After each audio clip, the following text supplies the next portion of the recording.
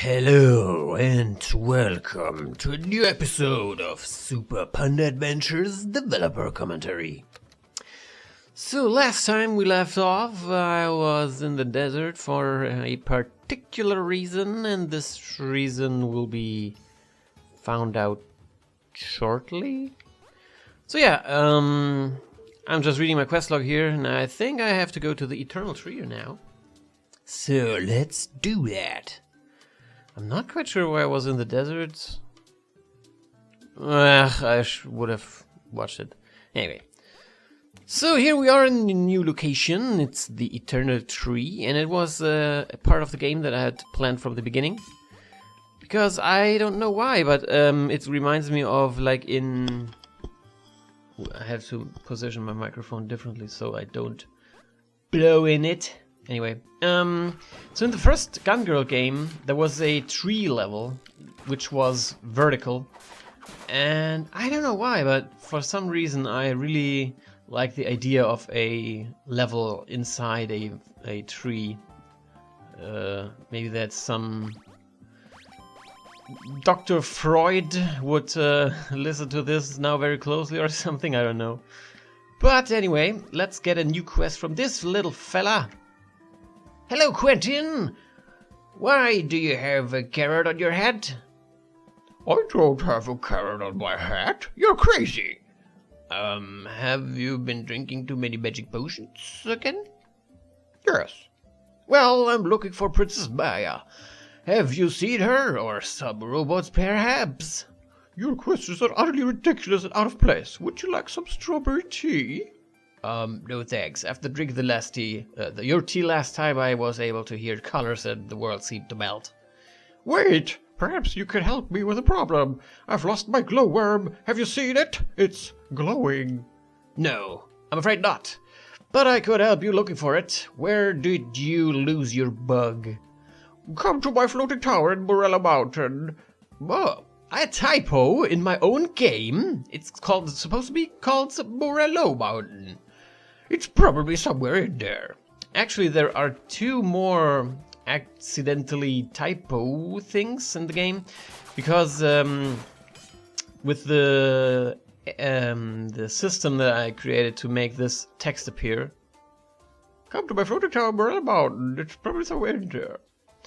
There is no check for the length, so I would be able to make a text that would just continue throughout the whole screen, and there would be no check, and there would be no, in the real box type thing in Windows, for example, there would be a scroll bar appearing when the text is too long, but here it just continues all over the screen, and which is kind of bad.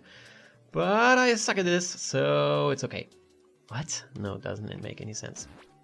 So let's help this little fella up first, because I want the flashlight. Hello, Mr. Fu. Did you see Meow lately? Yes, she told me to find you here. Is everything alright? Well, I was swimming in the lake all day, and suddenly these ugly metal things have showed up.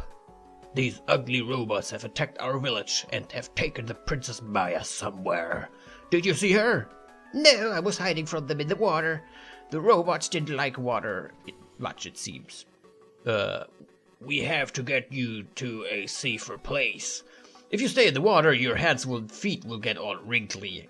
Actually, I had to look this up because I didn't know how to say this in English.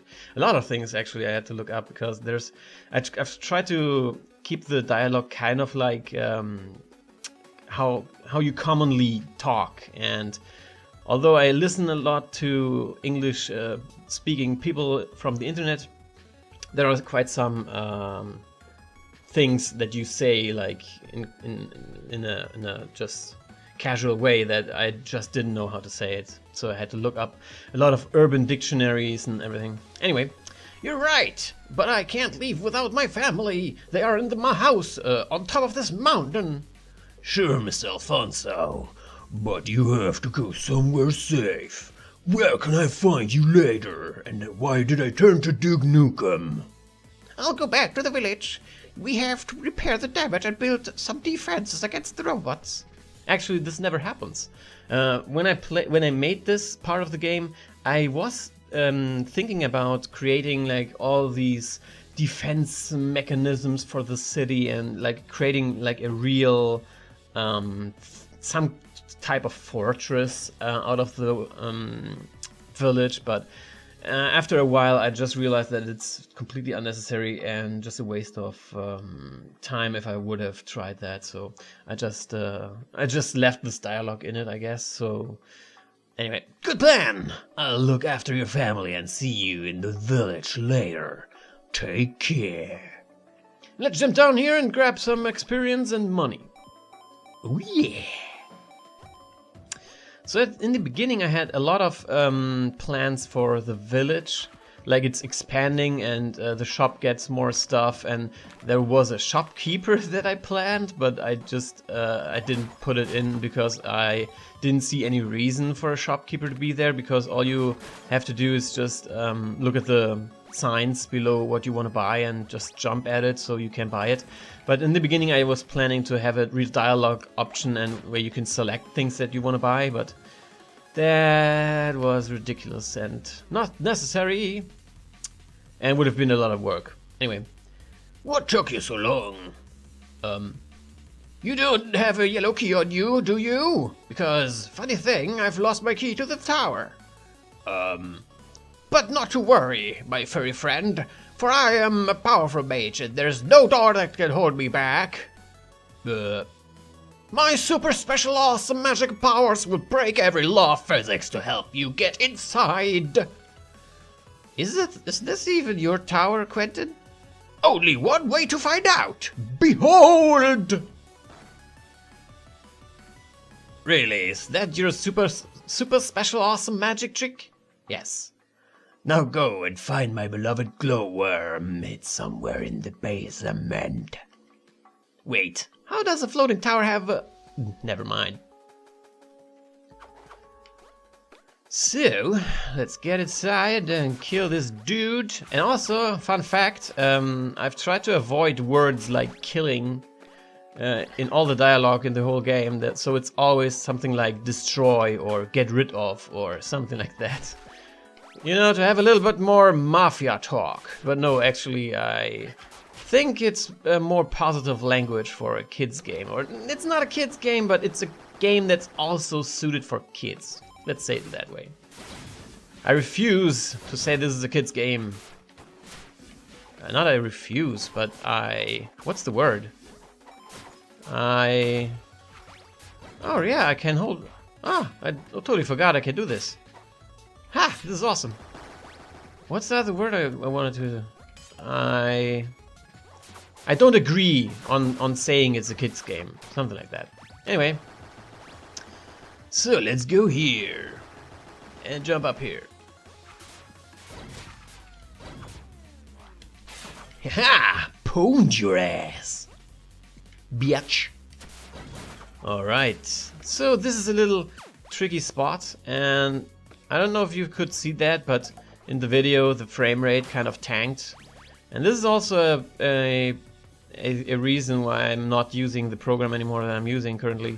These little thingies, they have nothing to do. They are just an animation playing, and there's just, I think, one event or two events maybe that's actually connected to them. And if I put more than like 10 of these on the screen, the frame rate tanks. I have no idea why. It's totally not logical to me in any way. And it sucks. But yeah, well, I don't know. Maybe I just suck at using this program. It's totally an option. And there's the second part of the helmet up there, which I intend to get. So where was I? This magic crystal does not react to my touch. Actually, when I was making Gun Girl 2, and I watched a lot of Let's Plays from people on YouTube, there was quite a significant amount of people who were not able to tell if they could operate a thing or not. This is, by the way, not a bug. This is a preventive mechanism to avoid a bug that is in the game for some reason. For some reason, sometimes the switch is already pressed when you enter the map. I don't know if I fixed that or not, but to prevent this from ever happening ever again anywhere, because if the button is already pressed, you can't open the door anymore. So I just let the mechanism be operated even if the button is already pressed. So even if you have this bug, you can still open the door and not get stuck, because getting stuck in the game is the worst kind of bug that you can have. So anyway, what was I talking about? Oh yeah, people were not able to tell if they were able to operate something or not. So they would just press this, not see any reaction at all, and then just go away and wander around and try to find what they just created or changed with this. But so to, you know, avoid people from wandering around aimlessly looking for something that they did, I added this dialogue so you know that nothing happened, hopefully.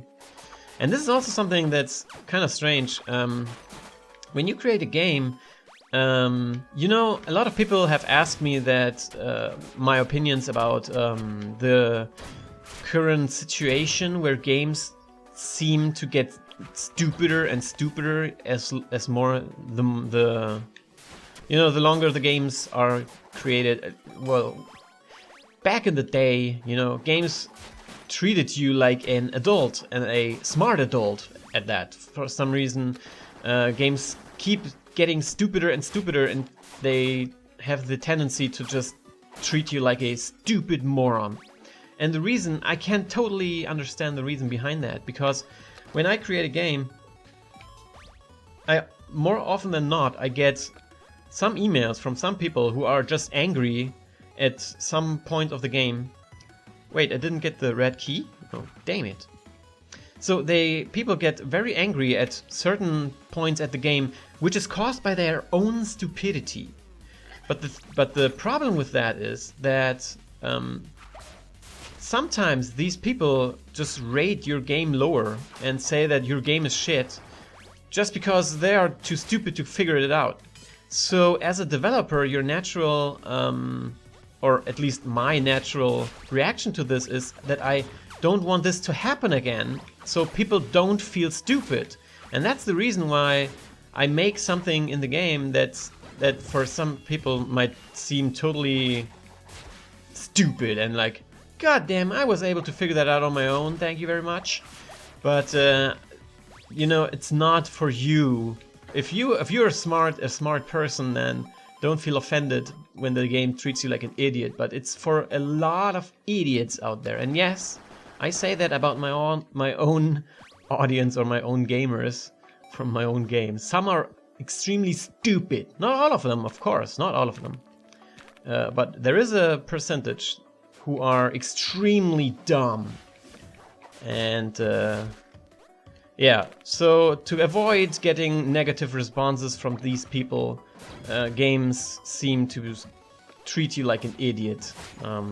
Yeah, you know, I don't know. With my next game, I would probably not do that at all, because it's just a totally different kind of game. But honestly, sometimes it's just lack of experience with some things. Why am I going here again? That was stupid. I had to go to the tower again.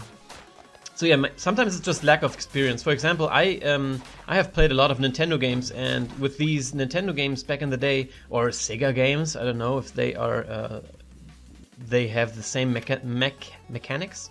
But most of these games had the mechanic that you press up to use switches or open doors and stuff.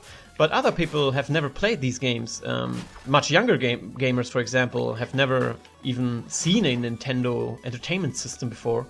And so they have no idea how to use this mechanic. And sometimes they're just not, you know, experienced enough, or they're just not, I don't know, independent or have enough initiative to figure this out. So they just try to look in the tutorial or something, and I don't have a tutorial, so I have to treat sometimes the gamer as an idiot, but that's not meant to be an insult in any way. Why would I insult my own customers in that case? Stupid. But yeah, it's to avoid negative responses. Wait, oh god, why am I so stupid? So, do you see? It's not only happening in Doom that I get confused and lost in Doom levels that I already know. It also happens in my own game. So, let me go up there and grab the mighty helmet of Doom Justice. Actually, in the beginning I wanted to call this Helm of Doom, but I thought the reference is already very obvious. So if I call it Helm of Doom, then it would be obviously obviousivity overload. Yes, that's totally a term.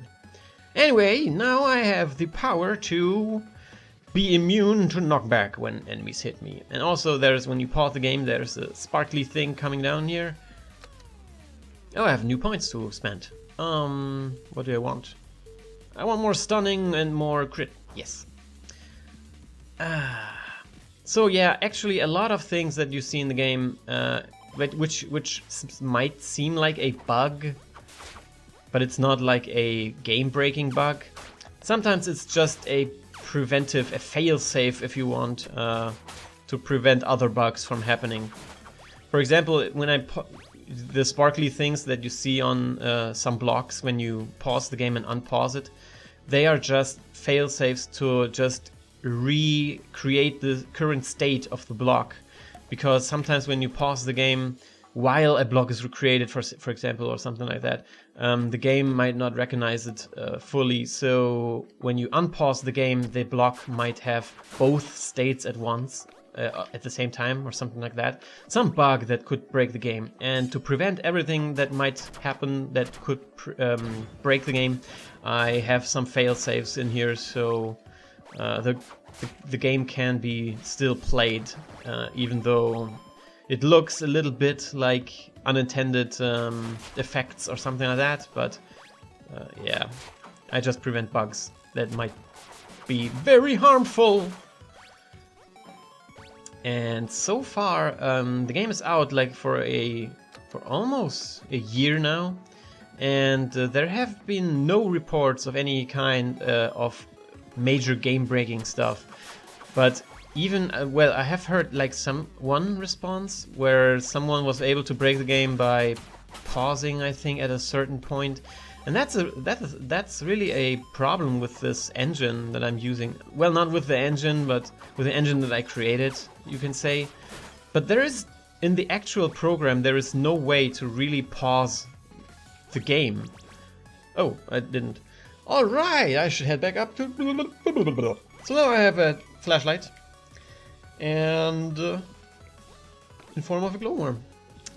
So yeah, there's no real mechanic, like a real function for a pause.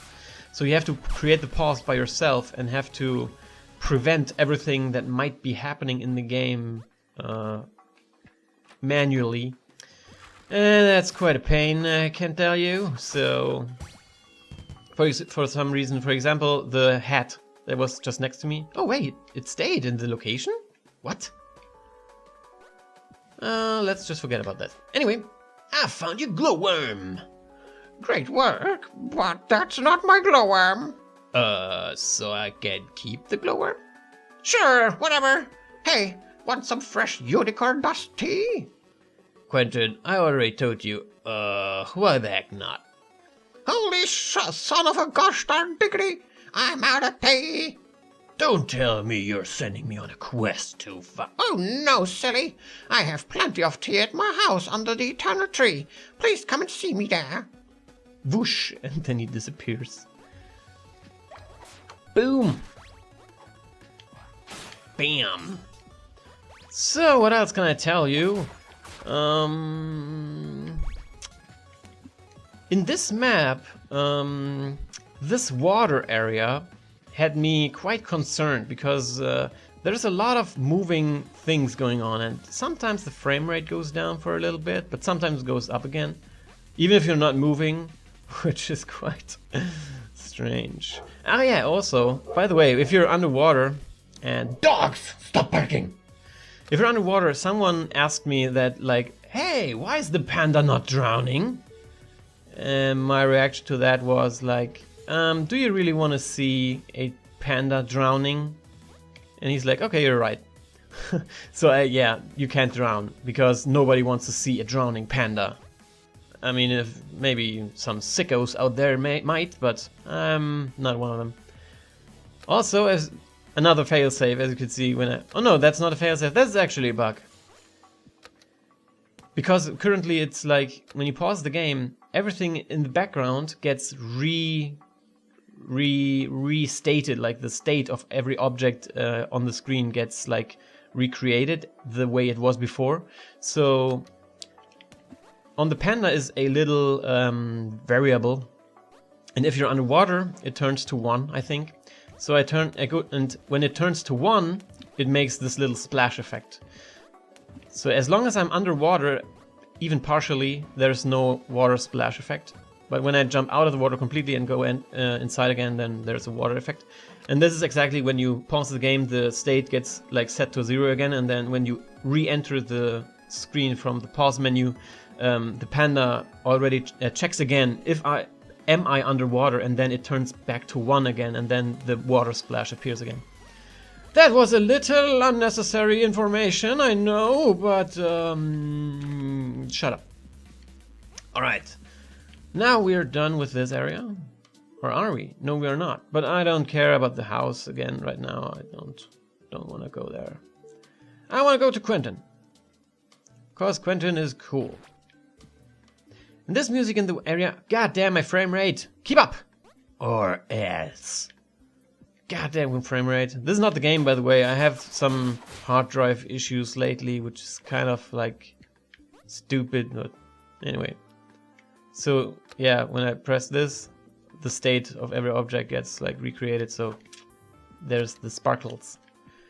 Anyway, now then, what in Bilbo's name is this? A giant mushroom? Exactly! Someone turned my beloved mage tower into a giant stinking mushroom. Actually, it smells much better than before. This has to be the work of my brother Tamlin. He must have transformed my lovely tower while we were gone. Can't you just live in your floating tower we just visited? It seems to be much bigger anyway. This is about principle. You have to find my brother Tamlin. Talk to him at the Sky Forest. Yes, please, go on. Frame rate, keep up. Should you go talk to your brother about this? Are you insane? I have to fix my tower. You've got to help me, please. All right, I'll go to the Sky Forest and talk to your brother. Go to the Sky Forest. As always, I've tried to make sure that always when you talk to someone again, he tells you your goal again. So even if you don't want to read this one here, you can talk to the last NPC you talked about, and he would tell you again where to go. And now I have to pause the video. I'm sorry for that, but my frame rate is really bugging out, and I'm pretty sure my hard drive is have some issues. I have no idea. But anyway, thank you guys for watching. If you have any questions about the game whatsoever, please feel free to leave a comment below, and I will answer it in the next video. So yeah, thank you guys for watching, and I will see you in the next video.